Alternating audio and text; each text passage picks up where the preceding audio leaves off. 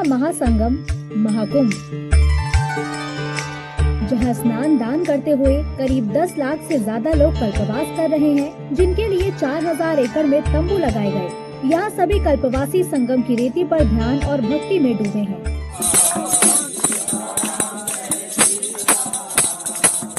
धार्मिक मान्यताओं के मुताबिक पौष पूर्णिमा से माघ पूर्णिमा तक त्रिवेणी के इस तट पर देव और ऋषि आते हैं, इसलिए महाकुंभ में कल्पवास का महत्व और ज्यादा बढ़ जाता है। हमें एक कल्प जो पूरा होता है उसमें जो जब तक करने कई जन्म लोगों को होते हैं, उनका जो फल मिलता है वो केवल एक में। महाकुंभ में यूपी के पहले double decker bus restaurant pumpkin का उद्घाटन किया गया। सेक्टर 2 में मीडिया सेंटर के पास ये बना है, जहां 45 तरह के फूड आइटम्स मिलेंगे। इसके अलावा व्रत का खाना भी मिलेगा। 21 जनवरी को प्रयागराज में डबल डेकर बस यानी कि पंपकिन का इनॉग्रेशन हो चुका है।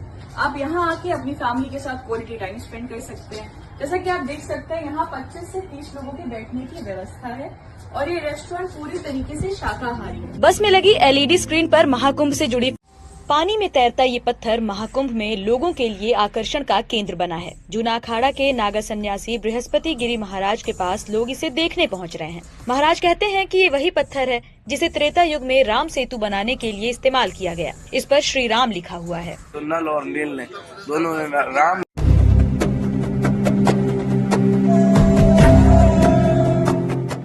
आजादी से ठीक 5 साल पहले साल 1942 में संगम के तट पर कुंभ चल रहा था। एक दिन भारत के viceroy governor general Lord निनलिथगो Kumbh Mela देखने पहुंचे।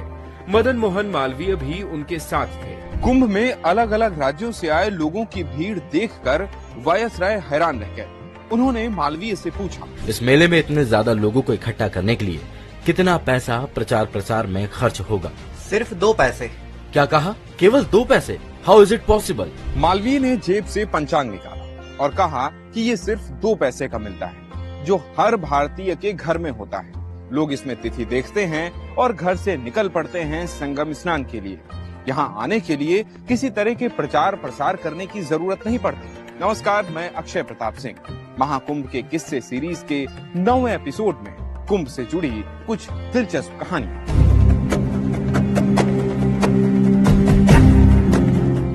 इलाहाबाद यूनिवर्सिटी में प्रोफेसर धनंजय चोपड़ा 2001 में हुए कुंभ की एक दिलचस्प कहानी बताते हैं। मुझे दिखाई दिया कि कुछ लोग हैं कि उनके आगे चल रहे व्यक्ति के गले में मानव हड्डियों की माला पड़ी हुई थी। पता चला कि ये मध्य प्रदेश के नरसिंहपुर से आए हुए लोग हैं, जो कि एक परंपरा का निर्वहन करने आए हैं। जब इनके यहाँ कोई बच्चा अल्पायु में ही मृत्यु हो जाती है उसकी, तो ये लोग उसे गाड़ देते हैं। 12 वर्ष तक इंतजार करने के बाद उसकी हड्डियां निकालते हैं और उन हड्डियों की माला पहनकर यहाँ आते हैं और फिर गंगा में प्रवाहित करते हैं। प्रार्थना करते हैं कि इस बच्चे के प्रति जो हमारे दायित्व थे वो हम निभा नहीं पाए, लिहाजा इसे फिर हमारी गोद में भेज देना गंगा मैया। फोटो जर्नलिस्ट स्नेह मधुर कुंभ में नागा साधुओं से जुड़ी एक घटना बताते हैं।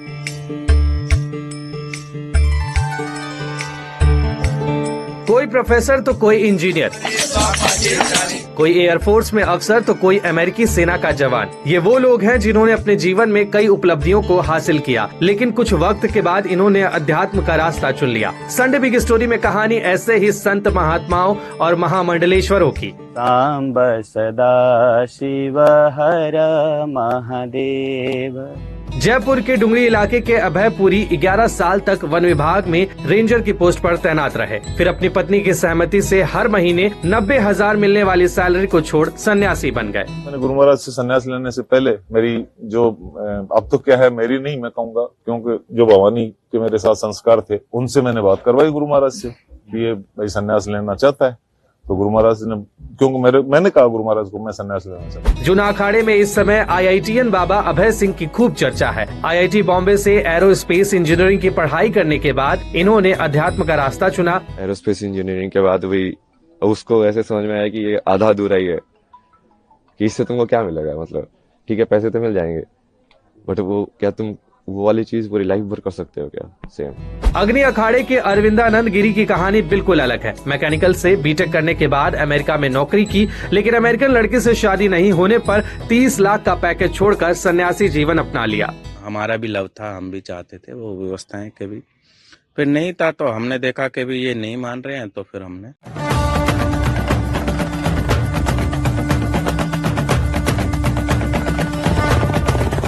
प्रयागराज में चल रहे महाकुंभ में 1.5 करोड़ से ज्यादा श्रद्धालु डुबकी लगा चुके हैं। पेशवाई, अखाड़ों का स्नान, चौंकाने वाले बाबा और विदेशी श्रद्धालु पूरी दुनिया का ध्यान अपनी ओर खींच रहे हैं। पहले दिन अखाड़ों की पेशवाई हुई, 1.5 करोड़ से ज्यादा भक्तों ने डुबकी लगाई। इसमें विदेशी श्रद्धालु भी थे जिन्होंने इस महाकुंभ को अद्भुत बनाया। इस महाकुंभ में एप्पल के संस्थापक स्टीव जॉब्स की पत्नी लॉरेंस भी पहुंची। वे यहाँ कल्पवास यानी आत्मशुद्धि कर रही है। इस कुंभ में बुलेट बाबा, रबड़ी वाले बाबा, बवंडर बाबा और अग्नि स्नान करने वाले बाबा पहुँचे। ऐसे ही कई और श्रद्धालु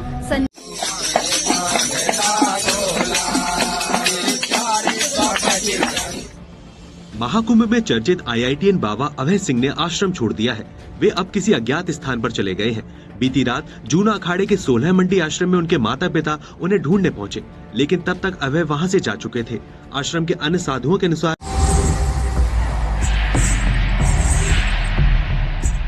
सिर पर 45 किलो का वजन, छोटे बड़े 1.25 लाख रुद्राक्ष, 2.5 लाख से ज्यादा मालाएं। प्रयागराज महाकुंभ में नागा साधु गीतानंद महाराज की हठ योग तपस्या आकर्षण का केंद्र बनी हुई है।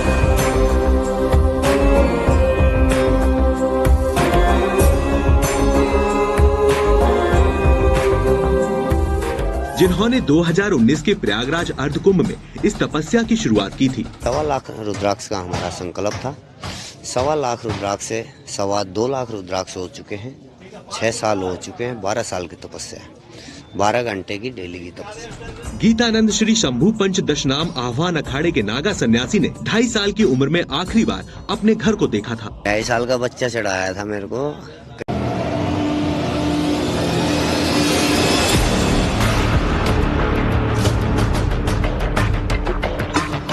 प्रयागराज में सबसे बड़ा धार्मिक मेला सज चुका है। दुनिया भर से यहाँ साधु संत पहुँच रहे हैं।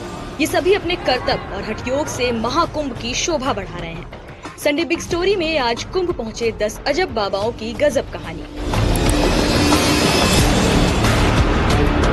पैहारी बाबा 41 साल से मौन है। ये 40 साल से सिर्फ चाय पीकर जिंदा है। मौनी महाराज ने बायोलॉजी में BSc की है। वे UPSC छात्रों के लिए नोट्स तैयार करते हैं और सवाल पूछने पर जवाब लिख कर देते हैं। महाकुंभ में अनाज वाले बाबा भी आए हैं। ये 14 सालों से अपने सिर पर गेहूं, चना, बाजरा जैसी फसलें उगा रहे हैं और इसे ही प्रसाद में बांटते हैं। सन्यासी गीतानंद महाराज अपने सिर पर 45 किलो का 1.25 लाख रुद्राक्ष धारण किए हुए हैं। ये रुद्राक्ष बाबा को भक्तों ने दिए हैं। रुद्राक्ष बाबा 1001 मटके के जल से सर्दी में स्नान कर चुके हैं और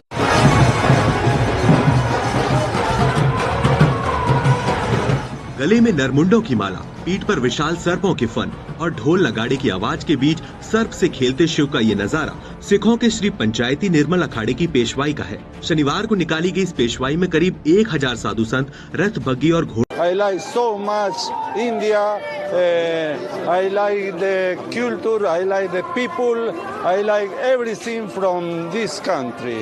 महाकुंभ में डुबकी लगाने के लिए देश ही नहीं, दुनिया के कोने कोने से विदेशी श्रद्धालु भी पहुंचे हैं। महाकुंभ में ब्राजील से आए फ्रांसिस्को ने कहा कि भारत दुनिया का आध्यात्मिक हृदय है। I practice yoga and I search for moksha. Yes. So what do you feel? Amazing. India is a spiritual heart of the world. So I'm very happy. First time in India, I feel amazing. The water is cold, but the heart is warm. Jai Shri Ram. I'm going into the Ganges for sure. Absolutely. नमस्कार, hello. सुबह के 4 बजे चारों तरफ हर हर गंगे हर हर महादेव का उद्घोष और एक एक कर नागा सन्यासी पर डाला जा रहा घड़े का पानी। ये स्नान है नागा सन्यासी प्रमोद गिरी का, जिनकी 21 दिन बाद जलधारा तपस्या पूरी होने पर उन्हें 108 घड़े में भरे गंगा जल से स्नान कराया गया।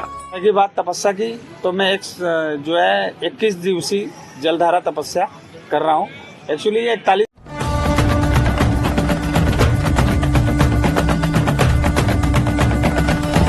एक साधारण जीवन से दिव्य यात्रा की शुरुआत। ये कहानी है उन नागा साधुओं की जो सांसारिक मोह माया छोड़कर कठिन तपस्या का मार्ग अपनाते हैं। बर्फानी बाबा कहते हैं, जब मन से बैरागी हो जाओ तब संन्यास का पहला कदम उठता है। नागा बनने की प्रक्रिया आसान नहीं है। यह आत्मा का समर्पण है, मोह माया का त्याग है। नागा बनने की प्रक्रिया 48 घंटे की कठोर तपस्या से शुरू होती है। साधु केवल जल का सेवन करते हैं और धर्म ध्वजा के नीचे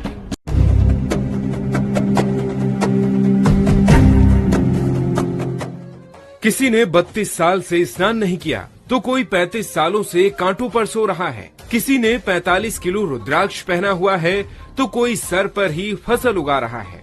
आखिर ये हठ, ये तपस्या क्या है? नमस्कार, मैं हूं अक्षय प्रताप सिंह। महाकुंभ के किस्से सीरीज के आखिरी एपिसोड में कहानी हठ योग और इसे करने वाले हठ योगियों की। हमारे मन में एक संकल्प है, इसीलिए हम नहाते नहीं। जब हम नहाएंगे, क्षिप्रा में नहाएंगे और कामाख्या चले जाएंगे। हठ का शाब्दिक अर्थ है जिद, यानी इंद्रियों और मन के हस्तक्षेप के बिना योग का अभ्यास। आमतौर पर सभी तरह की योग मुद्राएं हठ के अंतर्गत आती हैं। हठ योग की सबसे मशहूर और पुरानी किताब हठ योग प्रदीपिका के मुताबिक हाकार सूर्य स्वर या नाड़ी का प्रतीक है, जबकि ठाकार चंद्र स्वर है। सूर्य और चंद्र स्वरों के योग से ही हठ योग बनता है। सूर्य स्वर को पुरुष शक्ति का प्रतीक और चंद्र स्वर को स्त्री शक्ति का प्रतीक माना गया है। जब हम सांस लेते हैं तो नाक के दोनों स्वर यानी छिद्र एक साथ काम नहीं करते, लेकिन हठ योग की साधना से इसे संभव बनाया जा सकता है। माना जाता है कि हठ योग से सूर्य और चंद्र नाड़ी में संतुलन बनने से सुषुम्ना नाड़ी जागृत होती है, जिससे आध्यात्मिक शक्ति मिलती है। शिव हठ योग के स्वामी माने जाते हैं। कहा जाता है कि हठ योग की शुरुआत नाथ संप्रदाय ने की। इस बार के महाकुंभ में भी ऐसे तमाम हठ योगियों का जमावड़ा है। ये जीवन भर का त्याग है, ये कभी वापिस आना नहीं है, नीचे होना कभी। जब तक जीन गए हमारे ऐसे ही रहेगा, ऐसे ही 9 बरस। पहले हठ योग सिर्फ साधु संत। प्रयागराज महाकुंभ करीब 40 करोड़ लोगों का स्वागत करेगा। कुंभ को भव्य के साथ स्वस्थ बनाने के लिए देश का पहला AI बेस्ड ICU हॉस्पिटल कुंभ क्षेत्र में स्थापित किया गया है। कैसा है हॉस्पिटल का मेडिकल स्ट्रक्चर, क्या कुछ तैयारियां की गई हैं, जानते हैं इस रिपोर्ट में। इस समय कुंभ मेला क्षेत्र प्रयागराज में मौजूद है। हमारे पीछे आप देख रहे हैं केंद्रीय चिकित्सालय बनाया गया है। ये टेम्परेरी चिकित्सालय है, लेकिन इसमें सारी सुविधाएं होंगी। इस 100 बेड का हॉस्पिटल है जिसमें सुपर स्पेशलिटी की सुविधाएं दी गई है। हॉस्पिटल में OPD से लेकर मेजर ऑपरेशन वार्ड, बच्चों और महिलाओं के लिए अलग अलग वार्ड तैयार किए गए हैं, जहां के जनरल वार्ड में इलाज चल रहा है। जैसे ही हम हॉस्पिटल के अंदर एंटर करते हैं तो एक बड़ा सा परिसर दिखता है जहां इमरजेंसी की भी सुविधा है। देखिए, इमरजेंसी कक्ष उधर बनाया गया है। वहीं ये जो आप लेन देख रहे हैं, इस लेन में डॉक्टर्स का लेन है जहाँ OPD चलेगी। आउट पेशेंट डिपार्टमेंट यानी OPD का ये जो पूरा लेन है, जहाँ पर फिजिशियन और पीडियाट्रिशियन से लेकर सभी